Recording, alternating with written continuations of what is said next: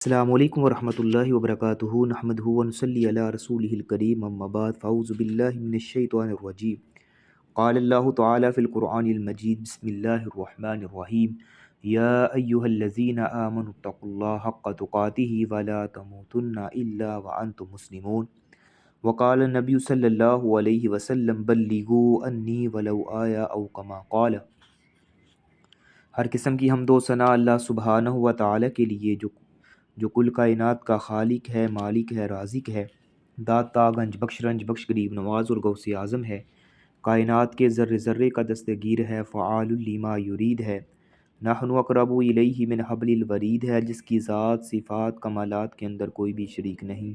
ازل سے اکیلا ہے، اب تک اکیلا رہے گا اور کل قیامت کے دن اس اکیلے حکمراں کی حکمرانی ہوگی۔ انگنت لا تعداد درود و سلام سرور کائنات فخر موجودات سرکار دو عالم جناب محمد رسول اللہ صلی اللہ علیہ وسلم کی ذات اقدس پر اللہ سبحانہ و تعالیٰ کا بے حد احسان اور انعام ہے، جس خالق کائنات نے دوبارہ ہمیں اس بابرکت مجلس میں جمع ہونے کی توفیق عطا فرمائی ہے۔ ایک ایسی مجلس جہاں پہ ہم نبی علیہ الصلوۃ والسلام کے فرامین کو سنتے ہیں اور ان کو اپنے دلوں میں اتارتے ہیں اور ان کے مطابق جو ہے وہ اپنی زندگی کو ڈالنے کی کوشش کرتے ہیں۔ تو اللہ سبحانہ و تعالیٰ سے دعا ہے کہ جو الفاظ، جو احکام ہمارے کانوں تک آئیں وہ ہمارے دل میں اتریں اور دل میں اتر کر ہمارے جو ہے وہ عمل میں ڈل جائیں۔ تو بڑھتے ہیں اپنے لیسن کی جانب۔ آج ہمارا باب نمبر 95 ہے، چوری کی حد کے حوالے سے بات ہو رہی ہے۔ حدیث نمبر 345 ہے۔ بسم اللہ الرحمن الرحیم عن عبداللہ بن عمر رضی اللہ تعالیٰ عنہما ان نبی صلی اللہ علیہ وسلم قاطع فی مجن قیمتہ ثلاثۃ دراہم وفی لفظ ثمنہ۔ حضرت عبداللہ بن عمر رضی اللہ تعالی عنہما سے روایت ہے کہ نبی علیہ الصلوۃ والسلام نے ایک ڈھال چوری کرنے میں ہاتھ کاٹ دیا جس کی قیمت 3 درہم تھی۔ ایک روایت میں ہے کہ قیمتاً کی بجائے سامانہ کی الفاظ مذکور ہیں۔ تو ڈھال اسے کہتی ہیں جو جنگ کے موقع پر جو لباس پہن کے جو ہے وہ، یعنی جنگ کے موقع پر استعمال ہوتی ہے دشمن کے مقابلے میں، اس کے وار سے بچنے کے لیے، اس کو جو ہے یعنی ڈھال کہا جاتا ہے۔ تو اس کا مفہوم ہے کہ ایک شخص نے ایک ڈھال جو ہے وہ چوری کی، اس کی قیمت جو ہے وہ 3 درہم تھی۔ اس پر چوری کی حد جو ہے نافذ کرتے ہوئے اس کا جو ہے یعنی ہاتھ کاٹ دیا گیا۔ یعنی ڈھال ایسے کہہ لیں کہ کوئی دشمن کا وار آئے تو اس کو جو ہے وہ دشمن کے وار یا تلوار سے بچنے کے لیے اس کے آگے جو ہے وہ کی جاتی ہے، تو اسے تقریباً ڈھال کہا جاتا ہے۔ تو اس حدیث کے اندر یہ بیان ہوا ہے کہ اس شخص نے جو ہے وہ ڈھال چوری کی تو اس کی جو ہے وہ بدلے میں اس کے جو ہے وہ ہاتھ کاٹ دیے گئے۔ تو شریعت میں جو چوری کی حد ہے وہ ہاتھ کاٹے جاتی ہیں۔ حدیث نمبر 346 ہے، عن عائشہ رضی اللہ تعالی عنہا انہا سمعت رسول اللہ صلی اللہ علیہ وسلم یقول تقطع الید فی ربع دینار فصاعدا۔ حضرت عائشہ رضی اللہ تعالی عنہ سے روایت ہے کہ آپ علیہ الصلوۃ والسلام سے میں نے سنا کہ آپ فرماتے تھے کہ چور کا ہاتھ کاٹ دیا جائے گا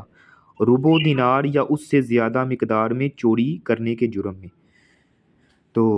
ربع دینار کی مالیت کے برابر اگر کوئی چوری کرتا ہے تو اس کا چوری کرنے والا کا جو ہے وہ ہاتھ کاٹ دیا جائے گا۔ شریعت اسلامیہ میں جو ہے یہ سزا ہے چوری کرنے والے کی۔ تو اس حدیث سے یہ حکام نکلتے ہیں چور کا ہاتھ کاٹ دیا جائے گا۔ چور اسے کہتے ہیں جو یعنی آنکھ بجا کر کسی کا مال ہتھیا لیتا ہے۔ تو چور کا ہاتھ کاٹنے کے لیے چوری کے مال کی کم از کم جو مقدار ہے وہ 3 درہم جو ہے وہ مقرر کی گئی ہے۔ 3 درہم یا ربع دینار مقرر کی گئی ہے۔ یہ سسٹر ہیں، سسٹر لائبہ نذیر، ان سے گزارش ہے اپنے مائک کو میوٹ پہ لگائیں، سسٹر لائبہ۔ تو یعنی جو چور ہے وہ یعنی اگر چوری کرتا ہے اور وہ مال جو ہے کم از کم 3 درہم یا ربع دینار اگر اس کی قیمت ہے تو اس کے بدلے میں چور کا ہاتھ کاٹا جائے گا۔ تو لوگوں کے مال و دولت کی حفاظت کی خاطر چور کا ہاتھ کاٹنے کی یہ حد جو ہے مقرر کی گئی ہے۔ تو چور کو جب یہ معلوم ہوگا کہ مسلم معاشرے میں رہتے ہوئے اگر میں نے چوری کی یا ایسا جرم کیا تو مجھے جو ہے وہ اپنے ہاتھ سے محروم ہونا پڑے گا، تو یہ ساری زندگی کا روگ مجھ کو جو ہے وہ لگ جائے گا، تو خاندان اور معاشرے میں بھی میں کسی کو منہ دکھلانے کے قابل نہیں رہوں گا۔ تو وہ کبھی کسی بھی اگر وہ یہ ذہن میں سوچے گا یا اس کو جو ہے یہ شریعت میں یہ سزا دی جائے گی تو وہ کبھی بھی ایسا یعنی کام نہیں کرے گا یا چوری نہیں کرے گا، کیونکہ اس کو پتہ ہے کہ اس کے بدلے میں جو ہے وہ میرا ہاتھ کاٹ دیا جائے گا۔ حدیث نمبر 347 ہے، عن عائشہ رضی اللہ تعالی عنہا ان قریشن همهم شأن المخزومیت التي سرقت فقالوا من يكلم. یہ سسٹر ہیں، سسٹر لائبہ نذیر، ان سے گزارش ہے مائک کو میوٹ پہ لگائیں. من يكلم فيها رسول اللہ صلی اللہ علیہ وسلم فقالوا ومن يجترئ عليه الا اسامہ بن زید حب رسول اللہ صلی اللہ علیہ وسلم فقلمه اسامہ فقال اتشفع في حد من حدود اللہ ثم قام فخطب فقال انما اهلك الذين من قبلكم انهم كانوا اذا سرق فيهم شريف تركوه واذا سرق فيهم ضعيف اقاموا عليه الحد وَأَيَّمُ اللَّهِ لَوْ أَنَّ فاطمة بنت محمد سرقت لقطات يدها. حضرت عائشہ رضی اللہ تعالیٰ عنہ سے روایت ہے کہ قریش کی جو ہے وہ ایک مخزومی عورت کے بارے میں بڑی فکر لاحق ہوئی قریش والوں کو، جس نے جو ہے وہ چوری کی تھی. انہوں نے کہا اس کے متعلق نبی علیہ الصلوۃ والسلام سے کون جو ہے وہ بات کرے گا، یعنی کون جو ہے وہ سفارش کرے گا. تو نبی علیہ الصلوۃ والسلام سے کون جو ہے وہ یعنی سفارش کروائے گا. تو لوگوں نے کہا کہ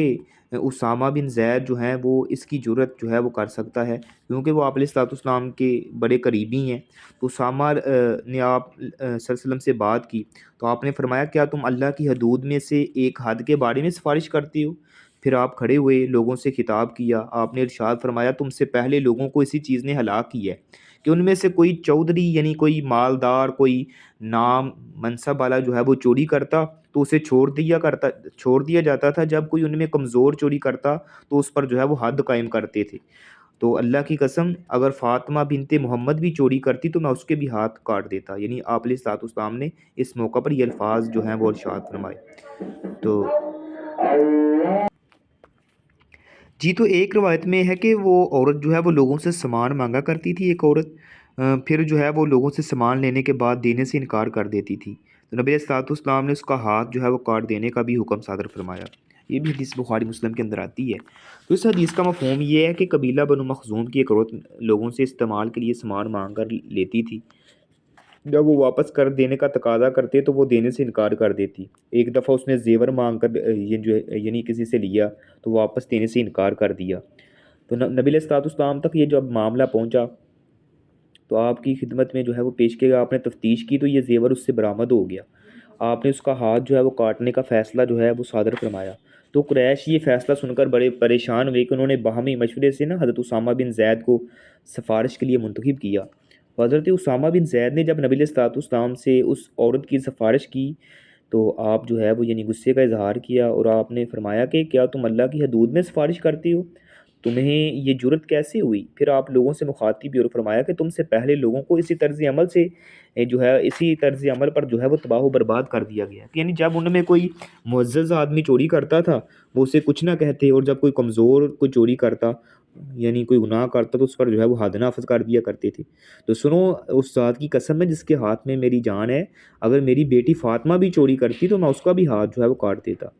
تو اس حدیث سے یہ احکام نکلتے ہیں کہ حدود اللہ میں سفارش کرنا حرام ہے. تو سفارش کرنے والے کی دل شکنی کی جائے تاکہ اسے دوبارہ اس کی جرت نہ ہو. تو عاریتاً کسی سے چیز لے کر واپس نہ کرنے والا بھی چور متصور ہوگا، اس پر بھی وہی حد نافذ ہوگی جو چوری کرنے والے پر ہوگی. تو حدود نافذ کرنے کے حوالے سے لوگوں کے درمیان عدل و انصاف کو پیش نظر جو ہے وہ رکھنا یہ بھی انتہائی ضروری ہے. تو اسی طرح غریب، چودھری اور کمزور یہ سب جو ہیں وہ دین میں برابر ہیں، ان سب کو ایک ہی نگاہ سے دیکھا جائے گا. تو کمزور پر حد کا نافذ کرنا اور چودھری کو نظر انداز کر دینا یہ قومی ہلاکت اور تباہی کا باعث بنتا ہے. تو اہمیت رکھنے والے معاملات میں قسم اٹھانا ان کی اہمیت اور زیادہ جو ہے وہ بڑھا دیتا ہے. جس حدیث سے حضرت اسامہ بن زید کی لوگوں کی نگاہ میں عظمت جو ہے وہ واضح تھی. تمام صحابہ کرام میں سے سفارش کے لیے حضرت اسامہ پر قریش کی نگاہ پڑی. سب یہ بات جانتے تھے کہ سفارش کی کوئی جرت کر سکتا ہے تو وہ حضرت اسامہ ہی ہیں. تو اس لیے انہوں نے جو ہے ان سے سفارش کا مطالبہ کیا، جس پر آپ علیہ الصلوۃ والسلام نے جو ہے ان کو جو ہے واضح و نصیحت کی اور فرمایا کہ اگر میری بیٹی فاطمہ بھی چوری کرتی تو میں اس کا بھی جو ہے وہ ہاتھ کاٹ دیتا. باب نمبر 96 ہے شراب نوشی کے حوالے سے، یعنی اس کی کیا سزا ہے اس کے بارے میں ڈسکس ہو رہی ہے. حدیث نمبر 348 ہے. انس بن مالک رضی اللہ تعالیٰ عنہ ان نبی صلی اللہ علیہ وسلم اوتی برجل قد شرب الخمر فجلدہ بجریدۃ نحو 40 قال وفعله ابو بکر فلما كان عمر استشار الناس فقال عبد الرحمن بن عوف اخف الحدود سمانون فامر به عمر رضی اللہ تعالیٰ عنہ۔ حضرت انس بن مالک سے روایت ہے کہ ایک شخص نبی علیہ الصلوۃ والسلام کے پاس لایا گیا جس نے شراب پی ہوئی تھی، تو آپ نے اسے تقریباً 40 کوڑوں کی سزا دی۔ راوی نے کہا کہ حضرت ابوبکر صدیق نے بھی اسی پر عمل کیا، یعنی 40 کوڑے جو ہے وہ سزا دیتے رہے۔ حضرت عمر کا دور آیا تو انہوں نے لوگوں سے مشورہ کیا۔ حضرت عبد الرحمن بن عوف نے کہا سب سے ہلکی سزا جو ہے وہ 80 کوڑے ہے۔ لہٰذا حضرت عمر نے اس حد کا جو ہے وہ نفاذ کرنے کا یہ حکم صادر فرما دیا۔ تو نبی علیہ الصلوۃ والسلام نے کی اس حدیث کا مفہوم یہ ہے کہ نبی علیہ الصلوۃ والسلام کی زندگی میں ایک شخص نے شراب پی، اسے جو ہے وہ آپ کی خدمت میں پیش کیا گیا تو اسے جو ہے وہ 40 کوڑوں کی سزا جو ہے اس کے لیے تجویز کی گئی۔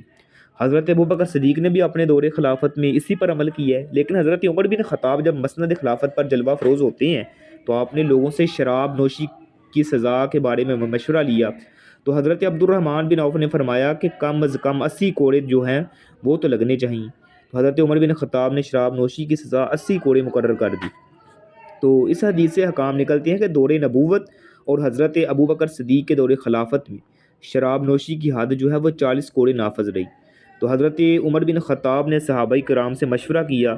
اور مشورہ کرنے کے بعد اپنے دور حکومت میں شراب نوشی کی جو سزا ہے وہ 80 کوڑے مقرر کر دی۔ تو مسائل میں اجتہاد اور علماء سے مشورہ کرنا یہ ایک اچھا عمل ہوتا ہے۔ حدیث نمبر 349 ہے، عن ابی بردہ ہانی بن نیار بلوی رضی اللہ تعالیٰ عنہ انہ سمع رسول اللہ صلی اللہ علیہ وسلم یقول لا یجلد فوق 10 اصوات الا فی حد من حدود اللہ۔ ابو بردہ ہانی بن نیاز بلوی رضی اللہ تعالیٰ سے روایت ہے کہ میں نے نبی علیہ الصلوۃ والسلام سے سنا، آپ فرماتے ہیں کہ اللہ کی مقرر کردہ حدوں میں سے کسی حد کے علاوہ کسی بھی جرم کی پاداش میں 10 کوڑوں سے زیادہ نہ لگائے جائیں۔ یعنی حدود کے دائرے میں آنے والے جرائم کے علاوہ اگر کسی سے کوئی دوسرا جرم سرزد ہو جائے تو اسے اس مجرم کو 10 کوڑوں سے زائد کی سزا نہ دی جائے۔ تو اللہ تعالیٰ کی حدود وہ ہیں جن کا اللہ تعالیٰ نے حکم دیا ہے یا ان کے بارے میں جو ہے وہ منع کیا ہے، اور وہ نصوص شریعت سے بھی صادر ہوتی ہیں۔ تو بچوں، عورتوں یا ملازمین کے ساتھ جو ہے وہ ادبی اعتبار سے کوئی کارروائی کرنے کی صورت میں اگر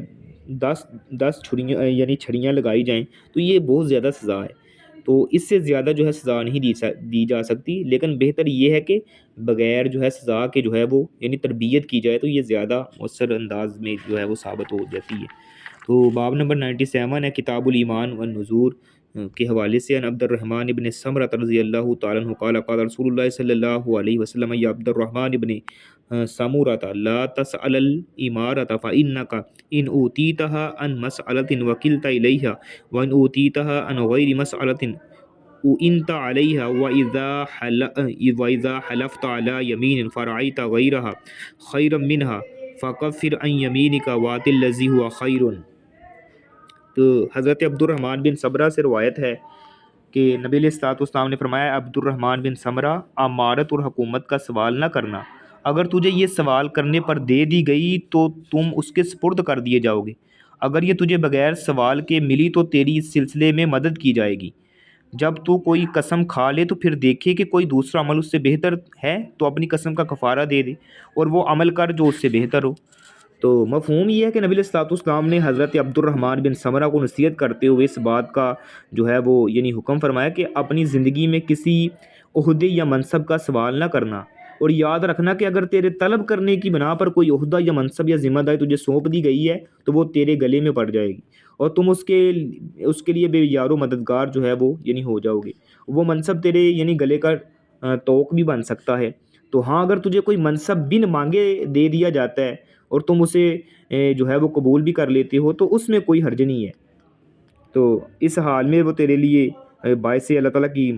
نصرت اور مدد بھی شامل حال ہوگی۔ اور دوسری بات یہ ہے کہ اگر تم کسی کام کرنے کی قسم کھا لیتے ہو، اس کے بعد تجھے معلوم ہوتا ہے کہ دوسرا کام اس سے بہتر ہے، تو تم اس صورت میں اپنی قسم کا کفارہ ادا کر دو اور دوسرا جو بہتر کام ہے اسے جو ہے وہ کر لو۔ تو کسی بھی حکومتی عہدے کا مطالبہ کرنا یہ شرعاً ناپسندیدہ عمل ہے۔ اگر مانگنے پر کوئی عہدہ مل جائے تو وہ شخص بے شمار مسائل کا شکار ہو کر یا الجھ کر رہ جاتا ہے، تو اللہ تعالیٰ کی طرف سے نصرت شامل حال نہیں ہوتی۔ لہٰذا کوئی منصب یا عہدہ حاصل کرنے کے لیے کوئی بھی ایسا طریقہ استعمال کرنے سے اجتناب کرنا چاہیے، خود جو ہے وہ کسی منصب یا عہدے کی خواہش کرنا، اس چیز سے شریعت نے منع کیا ہے، کوئی خود جو ہے وہ عہدہ حکومتی یا اس طرح جو ہے وہ ڈیمانڈ کر کے لیتا ہے، تو اس سے منع کیا گیا ہے۔ اور اسی طرح جس کو کوئی منصب بغیر مانگے دے دیا جائے اور وہ اسے قبول بھی کر لے تو اس میں کوئی حرج نہیں ہے۔ اگر کوئی شخص کسی کام کرنے کے لیے یہ حلف اٹھاتا ہے، پھر اسے معلوم ہوتا ہے کہ اس سے بہتر وہ دوسرا کام ہے، تو اس شخص کے لیے بہتر یہ ہے کہ اپنی قسم کا کفارہ ادا کرے اور جو بہتر کام ہے اسے جو ہے وہ سارے انجام دے دے۔ پہلے اس نے قسم اٹھائی ہے کہ میں یہ کام کروں گا، لیکن بعد میں اسے جو ہے پتہ چلتا ہے کہ یہ کام میرے لیے ٹھیک نہیں ہے، اب میں دوسرا کام کروں گا، تو اب وہ پہلی قسم کا کفارہ دے دے۔ تو قسم کا کفارہ یہ ہوتا ہے کہ ایک گردن آزاد کرنا، یا 3 دن کے روزے رکھنا، یا 10 مساکین کو جو ہے وہ کھانا کھلانا، یہ قسم کا کفارہ ہے۔ تو حدیث نمبر 351 ہے، نبی موسیٰ رضی اللہ تعالیٰ عنہ قال قال رسول اللہ صلی اللہ علیہ وسلم انی واللہ ان شاء اللہ لا احلف علی یمین فارا غیرہا خیرا منہا الا آتیت الذی ہوا خیر منہا وتحللتها۔ حضرت ابو موسیٰ رضی اللہ تعالی عنہ سے روایت ہے، کہتے ہیں کہ نبی علیہ الصلوۃ والسلام نے فرمایا، میں باخدا انشاءاللہ کوئی قسم نہیں کھاؤں گا، پھر دیکھو اس سے بہتر کام مگر یہ کہ بہتر کام کو سر انجام دوں اور قسم کا کفارہ دے دوں گا۔ تو اس حدیث کا مفہوم یہ ہے کہ نبی علیہ الصلوۃ والسلام نے قسم کے حوالے سے اپنی ذاتی ترجیحات بیان کرتے ہوئے ارشاد فرمایا ہے کہ اگر مجھے زندگی میں کبھی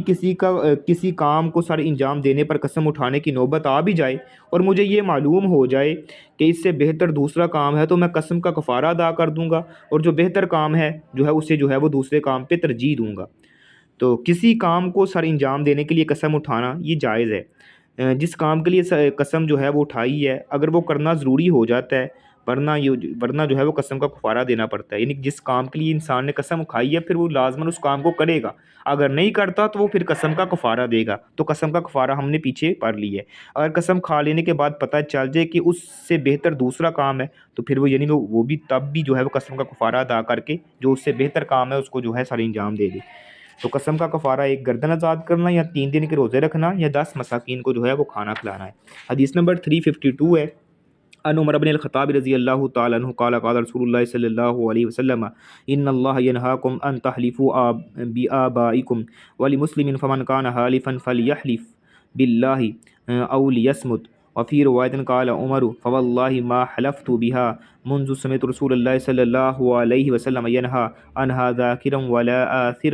آثرا یعنی حاکیا عن غیر انہ حلف بها۔ حضرت عمر بن خطاب سے روایت ہے، نبی علیہ الصلوۃ والسلام نے ارشاد فرمایا، بلا شبہ اللہ تمہیں منع کرتا ہے کہ تم اپنے باپوں کی قسم کھاؤ۔ مسلم شریف میں یہ روایت ہے کہ جو بھی قسم کھانے والا ہو اسے چاہیے کہ وہ اللہ کی قسم کھائے یا پھر خاموش رہے۔ ایک روایت میں ہے کہ حضرت عمر نے فرمایا، اللہ کی قسم جب سے میں نے نبی علیہ الصلوۃ والسلام سے سنا ہے کہ آپ نے اس سے منع کیا ہے، تو نہ میں نے خود غیر اللہ کی قسم کھائی ہے اور نہ ہی کسی دوسرے کی طرف سے غیر اللہ کی قسم نقل کی ہے، اس نے یہ قسم کھائی تھی۔ حدیث کا مفہوم یہ ہے کہ تعظیم حقیقی جو ہے اس کا جو مستحق ہے وہ اللہ تعالیٰ ہے، کیونکہ وہی قادر مطلق بھی ہے، وہی فائدہ دینے والا اور نقصان دینے والا ہے۔ قسم اگر کھائی جا سکتی ہے تو اس کے علاوہ کسی اور کی کھانا جو ہے وہ شرعاً جائز نہیں ہے، صرف اللہ کی انسان قسم کھا سکتا ہے۔ اس کے علاوہ قرآن کی قسم کھانا، یا والدہ میری ماں کی قسم ہے، میرے باپ کی قسم ہے، مجھے تیری قسم ہے، اس طرح کی قسمیں جتنی بھی ہیں وہ کھانا جو ہے وہ ناجائز ہے، صرف اللہ کے نام کی انسان قسم کھا سکتا ہے۔ تو اگر اگر کھائے تو صرف اللہ کی قسم، یا پھر خاموش رہے، یہ اس کے لیے بہتر ہے۔ حضرت عمر بن خطاب فرماتے ہیں، جب سے میں نے نبی علیہ الصلوۃ والسلام سے یہ فرمان سنا، یہ حدیث سنی ہے، میں نے اللہ کے سوا کسی کی قسم نہیں کھائی اور نہ ہی کسی کی جو ہے وہ قسم جو ہے وہ نقل کی ہے۔ تو غیر اللہ کی قسم کھانا شرعاً جو ہے وہ حرام بھی ہے۔ قسم کھانی ہو تو اللہ کی کھائی جائے، ورنہ خاموشی اختیار کی جائے، اور آباء و اجداد اپنے والدین کی قسم کھانا بھی اس سے بھی جو ہے وہ منع کیا گیا ہے۔ حدیث نمبر 353 ہے، نبی ہریرہ رضی اللہ تعالیٰ عنہ عن نبی صلی اللہ علیہ وسلم قال قال سلیمان بن داؤد علیہ السلام لا اطوفن اللیلۃ علی 90 امرأۃ تلد کل امرأۃ منہن غلاما یقاتل فی سبیل اللہ فقیل له قل ان شاء اللہ فلم یقل۔ ایک لمبی حدیث ہے جس میں حضرت ابو ہریرہ فرماتے ہیں کہ نبی علیہ الصلوۃ والسلام نے ارشاد فرمایا، سلیمان علیہ الصلوۃ والسلام، سلیمان بن داؤد نے کہا کہ میں رات کو جو ہے اپنی 90 بیویوں کے پاس چکر لگاؤں گا، ان میں سے ہر بیوی سے ایک ایسا لڑکا پیدا ہوگا جو اللہ کی راہ میں جہاد کرے گا۔ تو آپ سے کہا گیا کہ انشاءاللہ کہو، لیکن انہوں نے یہ نہ کہا، تو آپ نے اس کے پاس چکر لگایا، لیکن ان میں سے صرف ایک عورت کے ہاں جو ہے وہ بچہ جو ہے وہ پیدا ہوتا ہے، اور وہ بھی ادھورا ہوتا ہے۔ تو نبی علیہ الصلوۃ والسلام نے ارشاد فرمایا اگر وہ انشاءاللہ کہہ لیتے تو اس کی قسم نہ ٹوٹتی اور ان کی حاجت بھی پوری ہو جاتی۔ تو حدیث کا مفہوم یہ ہے کہ حضرت سلیمان علیہ الصلوۃ والسلام ایک ایسے پیغمبر تھے جسے اللہ تعالیٰ نے حیرت انگیز بادشاہت سے بھی نوازا تھا۔ ایسی بادشاہت کسی اور کو عطا نہیں کی گئی۔ ہواؤں اور جنات پر ان کا حکم چلتا تھا، انہیں بنی اسرائیل کی طرف پیغمبر بنا کر بھیجا گیا۔ نیکی اور خیرخواہی کے جذبے سے سرشار ہو کر ایک روز کہنے لگے کہ آج رات میں اپنی 90 بیویوں کے ساتھ جو ہے وہ ملاقات کروں گا، اور ہر بیوی سے ایک ایسا لڑکا پیدا ہوگا جو اللہ تعالیٰ کی راہ میں جہاد کرے گا۔ انہوں نے انشاءاللہ نہ کہا، تو اسی طرح لیکن پھر بھی انہوں نے یہ نہ کہا کہ میں انشاءاللہ کہہ لیتا ہوں، لیکن انہوں نے اپنے ارادے کے مطابق عمل کیا۔ لیکن اللہ سبحانہ تعالیٰ کی قدرت ایسی ہوئی کہ صرف ایک بیوی کے ہاں بچہ پیدا ہوتا ہے اور وہ بھی ادھورا ہوتا ہے۔ تو اللہ تعالیٰ نے اپنی قدرت کا کرشمہ دکھلایا، جو چاہتا ہے وہ وہی کرتا ہے۔ تو نبی علیہ الصلوۃ والسلام نے ارشاد فرمایا کہ اگر سلیمان علیہ الصلوۃ والسلام انشاءاللہ کہہ لیتے تو اللہ تعالیٰ ان کی قسم کو ضرور جو ہے پورا کر لیتا، ان کی لاج رکھ لیتا، اور نتیجن جو ہے وہ ان کی منشا کے مطابق نکلتا۔ تو اس حدیث سے یہ حکام نکلتے ہیں کسی کام کرنے کا اعلان کرتے وقت جو ہے وہ انشاءاللہ کہہ لینا چاہیے، اس سے برکت ہوتی ہے اور اللہ تعالیٰ کی مدد جو ہے وہ شامل حال ہو جاتی ہے۔ جب انسان کوئی بھی کام کرنے سے پہلے انشاءاللہ کہہ لیتا ہے تو اللہ تعالیٰ کی جو ہے وہ نصرت اور مدد جو ہے وہ اس کام میں جو ہے وہ شامل ہو جاتی ہے۔ اس لیے جب بھی کوئی کام کریں تو اس کام کرنے سے پہلے یا اس کا ارادہ کریں تو تب بھی جو ہے وہ لازماً طور پر جو ہے وہ انشاءاللہ یعنی کہنا چاہیے۔ تو قسم کے الفاظ میں اگر انشاءاللہ کے کلمات شامل کر دیں تو قسم اٹھانے والا جو ہے وہ یعنی ہانس نہیں ہوتا۔ اس حدیث میں امت کے لیے ایک نصیحت آموز سبق ہے کہ اگر انبیاء کے ساتھ یہ معاملہ ہوتا ہے تو عام انسان کے ساتھ کیوں نہیں ہو سکتا۔ تو یعنی اگر انبیاء کے ساتھ ایسا معاملہ ہو جاتا ہے انشاءاللہ نہ کہیں تو اللہ تعالیٰ کی مدد اور برکت جو ہے وہ شامل حال نہیں ہوتی، تو پھر ہم جو ہے وہ کس یعنی کیا حیثیت رکھتے ہیں۔ تو اس لیے اس طرح جو ایک واقعہ یہ بھی آتا ہے کہ نبی علیہ الصلوۃ والسلام کے پاس چند لوگ آئے، انہوں نے آپ علیہ الصلوۃ والسلام سے جو ہے وہ آ کے یہ سوالات کیے کہ یعنی چند اصحاب کہف کے بارے میں پوچھا، اس طرح جو ہے وہ دیگر 2-3 سوال کیے، تو آپ نے فرمایا کل آنا۔ جب وہ کل آئے پھر آپ نے فرمایا کل آنا، یعنی آپ تو جو بھی یعنی بات کرتے، جو بھی بتاتے تو وہ اللہ تعالیٰ کے حکم کے مطابق جو ہے وہ ان کو گائیڈ کرتے تھے، لیکن وہ وحی کا سلسلہ بند ہو گیا۔ چند دنوں کے بعد اللہ تعالیٰ نے آپ علیہ الصلوۃ والسلام کو جو ہے قرآن مجید کے اندر اس بات کا اعلان فرمایا کہ جب بھی آپ کسی کام کرنے کا ارادہ کرتے ہیں تو انشاءاللہ لازماً کہا کریں، اس سے جو ہے اللہ تعالیٰ کی مدد جو ہے وہ شامل حال ہو جاتی ہے۔ تو انبیاء علیہ السلام اور اولیاء اعظام کی عادات اپنے صالح نیتوں کی بنا پر عبادت بن جاتی ہے، تو غافل لوگوں کی باتیں ان کی عادتوں کی مانند ہوتی ہیں۔ وہ مساجد میں نماز ادا کرنے کے لیے تو آتے ہیں، لیکن ان کے لیے ان کے دل جو ہے وہ ذکر الہی سے یعنی وہ خالی ہوتے ہیں۔ تو اللہ تعالیٰ کی ذات، صفات اور احکام میں جو ہے وہ کوئی بھی شریک نہیں۔ حدیث نمبر 354 ہے، عن عبداللہ بن مسعود رضی اللہ تعالیٰ عنہ قال قال رسول اللہ صلی اللہ علیہ وسلم من حلف علی یمین صبر یقتطع بها مال امرئ مسلم هو فیہا فاجر لقی اللہ وهو علیہ غضبان ونزلت ان الذین یشترون بعہد اللہ وایمانہم ثمنا قلیلا الی آخر الآیہ۔ حضرت عبداللہ بن مسعود سے روایت ہے، کہتے ہیں نبی علیہ الصلوۃ والسلام نے فرمایا جس نے ایسی قسم کھائی جس پر فیصلے کا دار و مدار ہو اور وہ اس قسم کے ذریعے کسی مسلمان شخص کا مال جو ہے وہ یعنی غضب کرتا ہے، حرب کرتا ہے، تو وہ ایسی قسم اٹھانے میں فاجر اور جھوٹا ہے۔ وہ اللہ تعالیٰ سے ملے گا اس حال میں کہ اللہ تعالیٰ اس سے جو ہے وہ ناراض ہوگا، کہ اس کے بارے میں اللہ تعالیٰ نے یہ آیت نازل فرمائی ان الذین یشترون بعہد اللہ وایمانہم ثمنا قلیلا۔ تو اس حدیث کا مفہوم یہ بنتا ہے کہ 350 جس کے اندر یہ بیان ہوا ہے کہ ایسے شخص کے لیے بڑی سخت وعید ہے جو جھوٹی قسم کھا کر کسی دوسرے مسلمان بھائی کا مال جو ہے وہ ہڑپ کر لیتا ہے۔ اللہ تعالیٰ قیامت کے دن ایسے شخص پر سخت جو ہے وہ ناراض ہوں گے، اپنی رحمت سے ایسے شخص کو جو ہے وہ محروم کر دیں گے، اور آخرت میں ایسے شخص کو کچھ بھی نہیں ملے گا سوائے محرومی اور ذلت اور رسوائی کے۔ تو اس حدیث سے یہ حکام نکلتے ہیں کہ جھوٹا دعویٰ دائر کر کے دوسروں کے مال کو حاصل کرنا اور اسے اپنی ملکیت میں لینا یا بزور بازو کسی کے مال پر جو ہے وہ قبضہ کرنا یہ حرام ہے۔ حدیث میں مسلمان ہونے کی شرط جو ہے وہ اس اعتبار سے لگائی گئی ہے کہ یعنی اگر وہ غیر مسلم ذمی کے مال پر بھی ناجائز قبضہ کرنا بھی جو ہے وہ حرام ہے، یعنی اس کا مال بھی انسان چھینتا ہے تو وہ بھی جو ہے وہ اس زمرے میں آتا ہے۔ تو کسی کا مال ہڑپ کرنے کے لیے جھوٹی قسم کھانا یہ بھی کبیرہ گناہوں میں اس کا شمار ہوتا ہے، جس سے ہر مسلمان کے لیے توبہ جو ہے وہ لازمی آتی ہے، اور جو چھینا ہوا مال ہے اسے واپس کیا جائے۔ حدیث نمبر 355 ہے، عن الاشعث بن قیس رضی اللہ تعالی عنہ قال کان بینی و بین رجل خصومۃ فی بیری فاختصمنا الی رسول اللہ صلی اللہ علیہ وسلم فقال رسول اللہ صلی اللہ علیہ وسلم الشاہداک او یمینہ قلت اذا یحلف ولا یبالی فقال رسول اللہ صلی اللہ علیہ وسلم من حلف علی یمین صبر یقتطع بها مال امرئ مسلم هو فیہا فاجر لقی اللہ وهو علیہ غضبان۔ حضرت اشعث بن قیس سے روایت ہے، کہتے ہیں کہ میرے اور ایک شخص کے درمیان جو ہے ایک کنویں کی ملکیت کے بارے میں جو ہے وہ جھگڑا پیدا ہو جاتا ہے۔ ہم نے یہ جھگڑا نبی علیہ الصلوۃ والسلام کی خدمت میں پیش کیا، نبی علیہ الصلوۃ والسلام نے فرمایا گواہ لاؤ، اس کی قسم پر فیصلہ جو ہے وہ صادر ہو جائے گا۔ تو میں نے عرض کیا یہ شخص تو قسم اٹھا لے گا اور اسے کچھ یعنی پرواہ بھی نہیں ہوگی، یعنی اسے کوئی فکر نہیں ہے کہ میں قسم جھوٹی کھاؤں گا یا اس طرح، یعنی میں قسم اٹھا لوں گا اور میں اس حال میں کہ میں جھوٹا ہوا تو مجھے جو ہے کوئی گناہ ہوگا، اس سے کوئی پرواہ ہی نہیں ہے۔ تو نبی علیہ الصلوۃ والسلام نے ارشاد فرمایا جو شخص ایسی جھوٹی قسم کھائے جس پر فیصلے کا دار و مدار ہوتا ہے، وہ اس قسم کے ذریعے مسلمان شخص کا جو ہے وہ مال ہڑپ کر لیتا ہے، وہ اس سلسلے میں گناہ گار ہوگا، وہ اللہ تعالیٰ سے ملے گا اس حال میں کہ اللہ تعالیٰ اس پر ناراض ہوگا۔ تو حدیث کا مفہوم یہ ہے کہ حضرت اشعث بن قیس اور کسی ایک دوسرے شخص کے درمیان ایک کنویں کی ملکیت کے بارے میں آپس میں جھگڑا پیدا ہو جاتا ہے، دونوں فیصلے کے لیے نبی علیہ الصلوۃ والسلام کی خدمت میں آتے ہیں۔ تو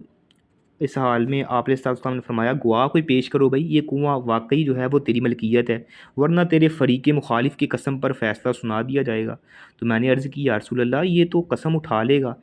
اور اس کے لیے قسم اٹھانا کوئی یعنی بڑی معمولی بات ہے۔ تو آپ نے فرمایا جو کسی دوسرے کے مال کو ہڑپ کرنے کے لیے جھوٹی قسم کھاتا ہے وہ قیامت کے دن ذلیل و خوار ہوگا، اللہ تعالیٰ اسے رحمت کی نظر سے نہیں دیکھیں گے۔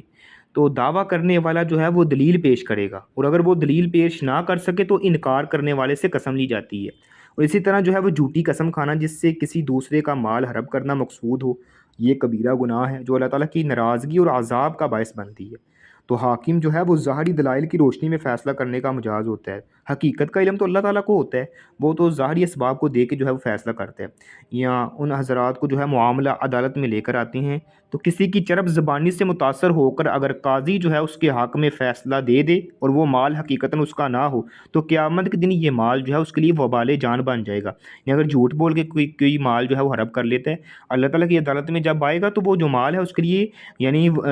ہلاکت کا جو ہے وہ باعث بن جائے گا۔ تو اس طرح قاضی پہلے دعویٰ کرنے والے کی بات سنے، پھر جو مدعی ہوتا ہے مدعا علیہ کا بیان لے، اور قاضی مدعی سے دلیل طلب کرے، اور مدعی جو ہے یعنی وہ اس کے بعد جو ہے وہ قسم دے گا۔ تو حدیث نمبر 356 ہے،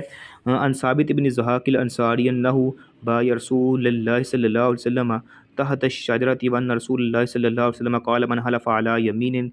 بملۃ غیر الاسلام قاذ متعمدا فهو كما قال ومن قتل نفسه بشيء عذب به يوم القيامة وليس على رجل نذر فيما لا يملك وفي رواية ولان المؤمن كقتله وفي رواية من ادعى دعوى كاذبة لیتکثر بها لم یزدہ اللہ الا قلہ۔ حضرت ثابت بن ضحاک انصاری سے روایت ہے کہ نبی علیہ الصلوۃ والسلام کہ اس نے نبی علیہ الصلوۃ والسلام کی درخت کے نیچے جو ہے وہ بیعت کی، تو آپ نے ارشاد فرمایا جس نے کسی ایسے مذہب کی قسم کھائی جو اسلام کے علاوہ ہے اور وہ قسم کھانے میں جھوٹا ہو اور جان بوجھ کر قسم کھائے تو وہ ایسے ہی ہے جیسے اس نے جو ہے یعنی جیسی اس نے قسم کھائی ہے۔ تو جس نے اپنے آپ کو کسی چیز کے ساتھ قتل کیا اسے قیامت کے دن اسی چیز کے ساتھ عذاب دیا جائے گا۔ کسی شخص کے لیے ایسی نظر کو پورا کرنا لازم نہیں ہے جس کا وہ مالک نہیں ہے۔ ایک روایت میں ہے کہ مسلمان کو لعن طعن کرنا اسے قتل کرنے کے مترادف ہے۔ ایک روایت میں ہے کہ جس نے جھوٹا دعویٰ کیا تاکہ وہ اس کے ذریعے مال زیادہ کر لے، اللہ تعالیٰ اس کی تنگی اور کمی میں اضافہ کر دیتا ہے۔ تو حدیث کا مفہوم یہ ہے کہ حضرت ثابت بن ضحاک انصاری جو ہیں وہ نبی علیہ صحابہ کرام میں سے ہیں جنہوں نے صلح حدیبیہ کے موقع پر درخت کے نیچے جو ہے آپ علیہ السلام کے ہاتھ پر بیعت کی تھی۔ تو بیان کرتے ہیں کہ نبی علیہ السلام نے اس تاریخی موقع پر یہ بات ارشاد فرمائی تھی کہ جس نے کسی جان بوجھ کر کسی شخص نے یہ دعویٰ کیا کہ میں یہودی ہوں یا عیسائی ہوں یا مجوسی ہوں، میرا اسلام سے کوئی تعلق نہیں ہے، تو اسے وہی کچھ تصور کیا جائے گا جس کا اس نے دعویٰ کیا ہے، یعنی اگر وہ کہتا ہے میں یہودی ہوں تو اس کو جو ہے یہودی یعنی شمار کیا جائے گا، اگر وہ کہتا ہے میں عیسائی ہوں تو اس کو جو ہے وہی شمار کیا جائے گا اس کا۔ اور جس نے جس آلے سے خودکشی کی ہوگی اسے قیامت کے دن اسی سے جو ہے وہ عذاب دیا جائے گا، اسی لیے اس کی جان اس کی ملکیت نہیں ہے، یہ تو اللہ تعالیٰ کی ملکیت ہوتی ہے۔ تو جس کسی نے کسی مسلمان کو جو ہے وہ لعن طعن کیا، گویا اس نے اسے قتل کرنے کا ارتکاب کی ہے۔ تو جس نے اپنا مال بڑھانے کے لیے جھوٹی قسم کھائی ہے یا دوسرے مال کو حرب کرنے کی حرکت کی ہے تو اللہ تعالیٰ اس کی غربت، مسکینی، تنگ دستی میں مزید اضافہ کرتے ہیں۔ یعنی جو جھوٹی قسم کھا کے کسی کا مال جو ہے وہ زیادہ کرنے کی کوشش کرتا ہے تو اللہ تعالیٰ اسے مسکین کرتا ہے، اسے تنگ دست کر دیتا ہے، اس کی غربت میں اضافہ کر دیتا ہے۔ اور جو بندہ کسی پر لعن طعن کرتا ہے، کسی پر لعن طعن کرنا ایسی ہے جیسے اس کو قتل کرنے کے یعنی برابر ہے۔ تو جس کسی مسلمان نے یہ حلف اٹھایا کہ میرا اسلام سے کوئی تعلق یا واسطہ نہیں ہے بلکہ میں یہودی ہوں یا عیسائی ہوں یا میں مجوسی ہوں، تو اسے وہی تصور کیا جائے گا جس کی اس نے قسم کھائی ہے۔ تو خودکشی کرنا بھی حرام ہے، اور اسے اس طرح خیال کیا جائے گا جیسے اس نے کسی دوسرے کو قتل کر دیا ہو۔ تو کسی مسلمان کو لعن طعن کرنا یہ بھی جو ہے وہ ایک بہت بڑا گناہ ہے۔ اس نظر کو پورا کرنا لازمی ہے جس کا یعنی مالک انسان یعنی اس نظر کو پورا کرنا لازمی نہیں ہے جس کا انسان مالک نہیں ہے، یعنی کہ ایک چیز جو ہے وہ انسان کے اختیار میں نہیں ہے تو اس کی وہ ایسی قسم کھا لیتا ہے تو اسے جو ہے پورا کرنا جو ہے وہ لازمی نہیں ہے۔ تو یہ چھوٹا سا باب ہے، 2-3 حدیثیں ہیں، یہ بھی پڑھ لیتے ہیں۔ حدیث باب نمبر 98 ہے، نظر کے حوالے سے، عن عمر بن الخطاب رضی اللہ تعالیٰ عنہ قال قلت یا رسول اللہ صلی اللہ علیہ وسلم انی کنت نظرت فی الجاہلیہ ان اعتکف لیلۃ وفی روایت یوما فی المسجد الحرام قال فاوفی بنظرک۔ حضرت عمر بن خطاب سے روایت ہے کہ میں نے نبی علیہ الصلوۃ والسلام سے عرض کیا کہ میں نے زمانہ جاہلیت میں نظر مانی تھی کہ ایک رات اعتکاف کروں گا، ایک روایت میں ہے کہ ایک دن مسجد حرام میں اعتکاف کروں گا۔ آپ نے ارشاد فرمایا کہ اپنی نظر کو پورا کرو، یعنی یہ پیچھے ہم نے حدیث پڑھی بھی ہے۔ تو زمانہ جاہلیت میں حضرت عمر بن خطاب نے قسم کھائی تھی کہ میں ایک دن جو ہے وہ بیت اللہ یعنی حرم کا جو ہے وہ اس میں اعتکاف کروں گا، تو آپ نے فرمایا کہ اپنی نظر کو پورا کرو۔ تو کافر کی نظر کو بھی صحیح تسلیم کیا جائے گا۔ تو اسی طرح جو ہے اعتکاف عبادت ہے جو نظر ماننے سے واجب ہو جاتا ہے۔ حدیث نمبر 358 ہے، عن عبداللہ بن عمر رضی اللہ تعالی عنہما عن النبی صلی اللہ علیہ وسلم انہ نہا عن النظر وقال ان النظر لا یاتی بخیر وانما یستخرج به من البخیل۔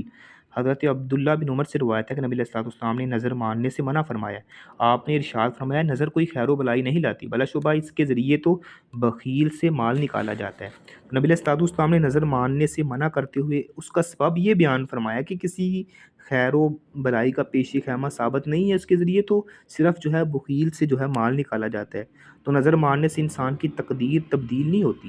نظر کے ذریعے بخیل سے صرف مال نکالا جاتا ہے۔ حدیث نمبر 359 ہے، عن عقبۃ بن عامر رضی اللہ تعالیٰ عنہ قال نظرت اختی ان تمشی الی بیت اللہ الحرام حافظا فامرتنی ان استفتی علی رسول اللہ صلی اللہ علیہ وسلم فاستفتیتہ فقال لتمشی ولترکب۔ حضرت عقبہ بن عامر سے روایت ہے کہ میری ہمشیرہ نے بیت الحرم تک پیدل چل کر جانے کی یعنی وہ نظر مانی، اس نے مجھے حکم دیا کہ میں نبی علیہ الصلوۃ والسلام سے اس کے بارے میں فتویٰ جو ہے وہ مانگوں، تو آپ نے فتویٰ دیا کہ وہ پیدل بھی چلے اور سوار بھی چلے، یعنی پیدل بھی سفر کرے اور سوار بھی چلے۔ تو حضرت عقبہ بن عامر بیان کرتے ہیں کہ میری ہمشیرہ نے یہ نظر مانی تھی کہ وہ پیدل جو ہے وہ ننگے پاؤں بیت اللہ تک سفر کرے گی۔ اس نے مجھ سے کہا کہ میں نبی علیہ الصلوۃ والسلام سے اس کے بارے میں دریافت کروں تو مجھے کیا کرنا چاہیے، تو آپ نے آپ سے دریافت کیا تو آپ نے فرمایا کہ وہ دوران سفر کبھی پیدل بھی چلے اور کبھی سوار بھی ہو جائے۔ تو بیت اللہ کی طرف ننگے پاؤں چل کر جانے کی نظر ماننا یا کسی بھی مسجد کی طرف ننگے پاؤں چل کر جانے کی نظر ماننا ایسا نہیں ہے کہ اسے مین وعن جو ہے اسے پورا کیا جائے۔ جس طرح اس نے نظر مانی ہے یہ کوئی عبادت نہیں ہے کہ اس کے نظر کے مطابق جو ہے وہ پورا کیا جائے۔ تو حضرت عقبہ بن عامر کی ہمشیرہ نے ننگے پاؤں پیدل چلنے کی نظر تو مان لی، لیکن جب اس نے محسوس کیا اسے پورا کرنا دشوار ہے تو پھر آسانی حاصل کرنے کے لیے اپنے بھائی سے کہا کہ نبی علیہ الصلوۃ والسلام سے مسئلہ پوچھیں، تو آپ نے فرمایا صورتحال کا جائزہ لیا تو فرمایا کبھی پیدل بھی چال اور کبھی سوار بھی ہو جا۔ حدیث نمبر 360 ہے، عن عبداللہ بن عباس رضی اللہ تعالیٰ عنہما انہ قال استفتى سعد بن عبادہ رسول اللہ صلی اللہ علیہ وسلم فی نظر کان علی امہ توفیت قبل ان تقضیہ قال رسول اللہ صلی اللہ علیہ وسلم فاقضیہ عنہا۔ حضرت عبداللہ بن عباس سے روایت ہے کہ سعد بن عبادہ نے نبی علیہ الصلوۃ والسلام سے اس نظر کے بارے میں پوچھا جو اس کی والدہ کے ذمے تھی اور وہ اسے پورا کرنے سے پہلے فوت ہو گئی، تو آپ نے ارشاد فرمایا کیا تم اس کی طرف سے پورا کر دو، یعنی آپ نے فرمایا تم اس کی طرف سے پورا کر دو، یعنی اپنی والدہ کی طرف سے جو ہے وہ پوری کر دو۔ تو حضرت سعد بن عبادہ کی والدہ نے نا نظر مانی تھی، لیکن وہ اسے پورا کرنے سے پہلے فوت ہو جاتی ہے، تو انہوں نے نبی علیہ الصلوۃ والسلام سے مسئلہ پوچھا، تو آپ نے فرمایا تم اپنی والدہ کی طرف سے جو ہے وہ نظر کو پورا کر دو۔ تو نظر جو ہے وہ عبادت ہے، اس کو پورا کرنا اور اس کی ادائیگی جو ہے وہ ضروری ہوتی ہے۔ تو جس نے نظر ماننی ہے لیکن وہ اسے پورا کرنے سے پہلے ہی فوت ہو جائے، تو اس کا جو وارث ہوتا ہے، یعنی اس کے وارث ہوتے ہیں ورثاء، یعنی اس کی اولاد میں سے یا ان کے ورثاء میں سے، وہ اس کو جو ہے وہ پورا کرے۔ تو والدین کی وفات کے بعد بھی ان کے ساتھ حسن سلوک کا رویہ جو ہے وہ یعنی ایک اختیار کرنا، یہ ایک اچھا عمل ہے۔ تو والدین کے ساتھ ان کی وفات کے بعد حسن سلوک یہ ہے کہ ان کا قرض ادا کیا جائے، وہ تمام حقوق فرائض جو ہیں وہ ادا کیے جائیں جن کا تعلق خواہ اللہ کے ساتھ ہے یا بندوں کے ساتھ ہے۔ تو اس باب کی آج کے اس لیسن کی لاسٹ حدیث ہے 361 عن کعب بن مالک رضی اللہ تعالیٰ عنہ قال قلت یا رسول اللہ صلی اللہ علیہ وسلم ان من توبتی ان خلی من مال صدقۃ الی اللہ و الی رسول اللہ فقال رسول اللہ صلی اللہ علیہ وسلم امسک علیک بعض مالک فہو خیر لک۔ حضرت کعب بن مالک سے روایت ہے کہ میں نے نبی علیہ الصلوۃ والسلام سے عرض کی یا رسول اللہ میں اپنی توبہ کی خوشی میں اللہ تعالیٰ اور رسول مقبول کی خوشنودی حاصل کرنے کے لیے اپنا سارا مال بطور صدقہ نکال سکتا ہوں؟ تو آپ نے فرمایا کہ اپنا کچھ مال اپنے پاس رکھو، یہ تیرے لیے بہتر ہوگا۔ تو حدیث کا مفہوم یہ ہے کہ حضرت کعب بن مالک انصاری ان 3 صحابہ کرام میں سے ہیں جو غزوہ تبوک سے بغیر کسی عذر کے پیچھے رہ گئے تھے اور وہ مجاہدین کے ساتھ شامل نہ ہو سکے، تو نبی علیہ الصلوۃ والسلام بہت ناراض ہوئے اور صحابہ کرام نے ان کا بائیکاٹ کر دیا تھا۔ یعنی 3 صحابہ تھے، حضرت کعب بن مالک تھے، حلال بن امیہ تھے، اسی طرح مرارہ بن ربیعہ تھے۔ یہ 3 صحابہ کرام تھے جو یعنی غزوہ تبوک میں شریک نہ ہو سکے کسی یعنی بغیر کسی عذر کے، تو اللہ تعالیٰ نے ان کے ساتھ بائیکاٹ کا اعلان کر دیا، یعنی ان کے ساتھ جو ہے وہ بائیکاٹ کر دیا گیا، کوئی صحابی ان سے بات نہیں کرتا تھا، نہ کوئی ان سے لین دین کرتا تھا۔ تو جب ان کی توبہ قبول ہوئی نا، اللہ تعالیٰ نے وحی کے ذریعے نبی علیہ الصلوۃ والسلام کو آگاہ کیا، تو آپ نے ان کی توبہ کی قبولیت سے جو ہے وہ بہت خوش ہوئے، تو صحابہ کرام نے بھی انہیں مبارکباد دی کہ اللہ تعالیٰ نے آپ کی جو ہے وہ توبہ قبول کر لی ہے۔ تو اپنی توبہ کی قبولیت کا جو ہے وہ سن کر جو ہے وہ بڑا خوش ہوتے ہیں۔ حضرت کعب بن مالک نے نبی علیہ الصلوۃ والسلام کی خدمت میں حاضر ہو کے یہ فرمایا کہ میں اپنی توبہ کی خوشی میں اپنا تمام مال اللہ کی راہ میں خرچ کر دینا چاہتا ہوں۔ تو آپ نے ارشاد فرمایا اس میں سے کچھ مال جو ہے وہ اپنے اخراجات کے لیے بھی اپنے پاس رکھ لے، یہ تیرے حق میں بہتر ہوگا۔ تو اس حدیث کا مفہوم یہ ہے کہ جو شخص اپنا تمام مال اللہ کی راہ میں خرچ کرنے کی نظر مان لیتا ہے تو وہ اپنے مال میں سے اتنا اپنے پاس باقی رکھنے کا یعنی حقدار ہے کہ جو اس کے اہل و عیال کے اخراجات کے لیے کافی ہو۔ تو اللہ تعالیٰ کی راہ میں مال خرچ کرنے کا بہتر اور آسان طریقہ یہ ہوتا ہے کہ وہ اپنی ذات اور اہل و عیال کے اخراجات کے لیے مال رکھ کر بقیہ جو ہوتا ہے وہ اللہ کی راہ میں خرچ کرے۔ تو مال کو اپنی ذات، اپنی بیوی بچوں اور رشتہ داروں پر خرچ کرنا بھی عبادت ہے، اور یعنی حتیٰ کہ یہاں تک آتا ہے کہ اپنی بیوی کے منہ میں یعنی لقمہ ڈالنا، یعنی اس کے اخراجات پورے کرنا، اپنے اولاد کے جو ہیں وہ اخراجات پورے کرنا، یہ بھی صدقے کے زمرے میں آتا ہے۔ تو صدقہ جو ہے وہ گناہ کو مٹانے کا باعث بنتا ہے۔ تو یہ آج کی چند احادیث جو ہم نے پڑھی ہیں، تو اللہ تعالیٰ سے دعا ہے جو کچھ سنا جو سنایا اللہ میرے سمیت ہم سب کو عمل کرنے کی توفیق عطا فرمائے۔ اور دوسری بات یہ ہے کہ انشاءاللہ کوشش ہے یہ جو احادیث رہ گئی ہیں انشاءاللہ اس کو جو ہے وہ 2 دنوں میں اس کو کمپلیٹ کیا جائے، اس کے بعد پھر جو ہے وہ جمعرات کو یہاں ٹیسٹ رکھا جائے پوری کتاب کا، اس کے بعد رمضان میں ہمارا جو ہے وہ دورہ تفسیر القرآن شروع ہونے لگا انشاءاللہ۔ ڈیلی بیس پہ جو ہے ہم ایک پارے کا خلاصہ بیان کیا کریں گے، 1 مہینے کا وہ کورس ہے، تو انشاءاللہ وہ اس کی وہ پوسٹ وغیرہ شیئر کرتا ہوں آپ لوگوں کو۔ 15 یا 16 تاریخ کو اس کا وہ کلاس کا باقاعدہ آغاز ہوگا، تو انشاءاللہ اس میں بھی تمام سسٹر جو ہیں وہ پارٹیسپیٹ کریں اور اپنے اہل و عیال، اپنے ریلیٹیو وغیرہ کو بھی جو ہے اس میں ضرور شامل کرنا۔ انشاءاللہ وہ مردوں اور خواتین دونوں کا ہے، لیکن دونوں کے لیے الگ الگ گروپس ہوں گے۔ اللہ تعالیٰ سے دعا ہے جو کچھ سنا جو سنایا میرے سمیت اللہ ہم سب کو عمل کرنے کی توفیق عطا فرمائے۔ اگر کسی کا کوئی سوال ہے تو وہ بھی پوچھ